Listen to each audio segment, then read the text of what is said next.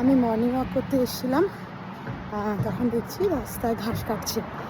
কীভাবে ক্যানাডায় ঘাস কাটা হয় চলুন আপনাদের দেখায়।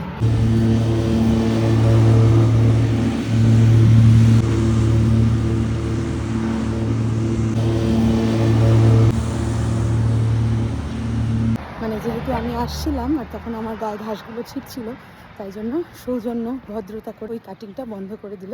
এনিওয়ে, মোদ্দা কথায় আসি যে এত সুন্দর করে এটাকে ওরা সাজাচ্ছে, এত পরিষ্কার রাখছে, তাই জন্য বোধহয় আমাদের কোথাও এখানে একটুও নোংরা করতে ইচ্ছে করে না। এবার আমি যখন এই কথাটা গিয়ে কলকাতায় বলি, তখন আমাকে সবাই বলে, ও তুই জানিস না কলকাতা শহরে অনেক লোকও পরিষ্কার রাখা সম্ভব না। তারপরে বলবে যে ও এখানে কেউ পরিষ্কার রাখে না, আমি একা করে হবে কি? আরে একজন একজন করেই তো, বিন্দু বিন্দু দিয়েই তো সিন্ধু হয়। তো আপনি সেই প্রথম পার্সনটা হন না। যেমন আমি এখন যখন কলকাতা যাই, কলকাতায় চারিধারে ময়লা পড়া থাকলেও আমাকে হয়তো অনেকে বলে যে এই তো এখানেই সব ময়লা ফেলে গেছে, এখানে ফেলে দে না তোর চিপসের র্যাপারটা। আমি কিন্তু আর ফেলতে পারি না, বিকজ ওটা আমার এখানে লাগে। কারণ আমি দেখেছি এই দেশটাতে যে কিভাবে একটা দেশকে মানুষ চাইলে, জনগণ চাইলে পরিষ্কার রাখা যায়।